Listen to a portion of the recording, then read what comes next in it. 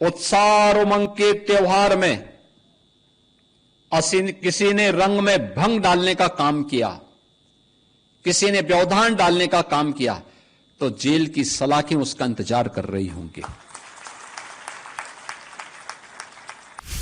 अब वह भाव नहीं, अब ये वो सरकार नहीं है जो दंगाइयों के सामने घुटना टेकती हो।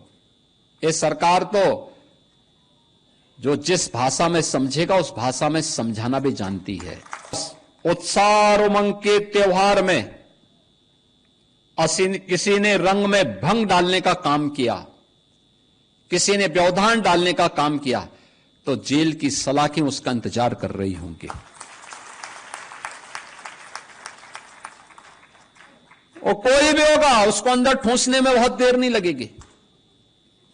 और इसीलिए बहनों भाइयों, पर्व और त्योहार शांतिपूर्ण तरीके से, उत्साहपूर्ण तरीके से, सौहार्दपूर्ण तरीके से एक दूसरे को बधाई देते हुए हमें मनाने चाहिए। और मुझे प्रसन्नता है कि गत 8-8.5 वर्ष के अंदर जो भी पर्व और त्योहार उत्तर प्रदेश में आयोजित हुए, सारे के सारे समुदाय के, होली हो, दीपावली हो, विजयादशमी हो, जन्माष्टमी हो, रामनवमी हो, रक्षाबंधन हो, ईद हो, क्रिसमस हो, गुरु पर्व हो, सारे पर्व और त्योहार शांतिपूर्ण तरीके से, उत्साहपूर्ण तरीके से, उमंगपूर्ण तरीके से आयोजित होते हैं। हर एक व्यक्ति अपने अपने पर्व त्योहारों को मनाए, अपनी आस्था का सम्मान करे। ये पर्व और त्योहार सड़कों पर प्रदर्शन की वस्तु नहीं है। ये सामूहिक रूप से अपनी अभिव्यक्ति को समाज के सामने प्रस्तुत करने का एक माध्यम होता है। लोग एक दूसरे से गले मिलें, सामूहिक रूप से विकास की प्रक्रिया का हिस्सा बने, अपने परिवार की खुशी को अपने समाज के साथ, समाज की खुशी के साथ प्रदेश के साथ, प्रदेश की खुशी को देश के साथ आपस में शेयर करते हुए हम आगे बढ़े। यही पर्व और त्योहार के पीछे का उद्देश्य होता है। अब वह भाव नहीं, अब ये वो सरकार नहीं है जो दंगाइयों के सामने घुटना टेकती हो। ये सरकार तो जो जिस भाषा में समझेगा उस भाषा में समझाना भी जानती है और अच्छी तरीके से जानती है। और इसीलिए आज मैं प्रदेशवासियों से कहूंगा, दीपावली आ रही है। दीपावली के अवसर पर लोग, हर परिवार, भारतीय परिवार कुछ न कुछ खरीदता है। एक इस अवसर पर जो भी खरीदे वो स्वदेशी खरीदे।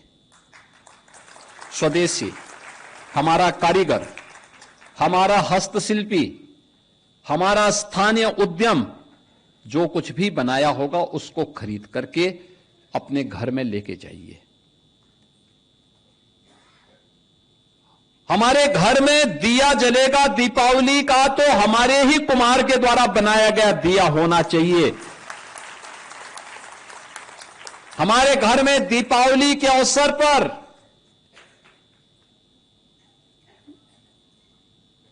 लक्ष्मी गणेश जी की जो मूर्ति बनेगी वह भी हमारे ही कारीगर के द्वारा बनाई जानी चाहिए, कहीं विदेश से नहीं आना चाहिए। वो हम किसी को उपहार भी दे रहे हैं, अपने हित मित्र को, शुभचिंतक को, नातेदार, रिश्तेदार को, वह भी स्वदेशी होना चाहिए, वह भी स्वदेशी होना चाहिए। और स्वदेशी ही आपको गिफ्ट भी देना चाहिए किसी भी आयोजन के अवसर पर। यह पैसा अगर मुनाफा जाएगा हमारे कारीगरों के हाथ में जाएगा, हस्तशिल्पियों के पास जाएगा, हमारे श्रमिकों के पास जाएगा, तो समृद्धि उनके पास भी आएगी। और समृद्धि उनके पास भी आएगी तो यह समृद्धि देश के काम आएगी, देश के काम आएगी। विकसित भारत बनेगा।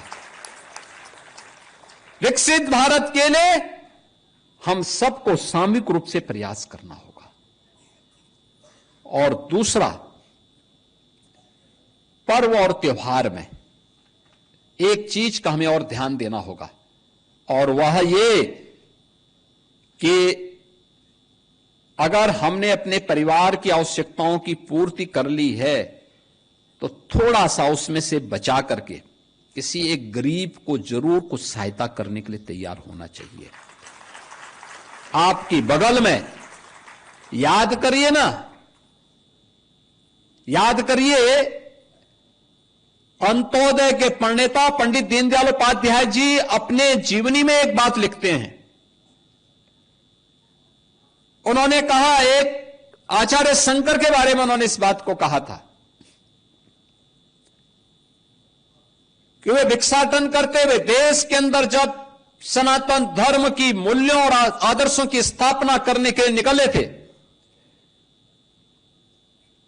तो पूरे देश के अंदर भ्रमण कर रहे थे, और उस समय वे एक बड़े घर के सामने गए। सन्यासी के लिए आवश्यक होता है कि वह दिन में एक बार भिक्षा लेगा, लेकिन किसी एक घर से। तो स्वाभाविक रूप से देख करके गए बड़े घर के पास भिक्षा लेने के लिए। उन्होंने भिक्षाम देही का अपने मुंह से उच्चारण निकाला।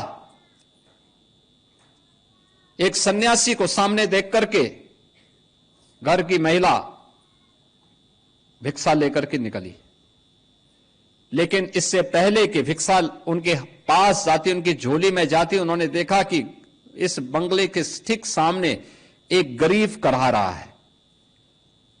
तो उन्होंने अपनी झोली को बंद कर दिया, भिक्षा नीचे गिर गई। परिवार के मुखिया ने कहा, ये सब आप क्या कर दिए? उसने कहा, नहीं, मैं आपके यहां का भिक्षा नहीं ले सकता। कहा, क्यों? कहा कि मैं भागीदार बन जाऊंगा, मैं आपके पाप में भागीदार बन जाऊंगा। कहा, कैसे?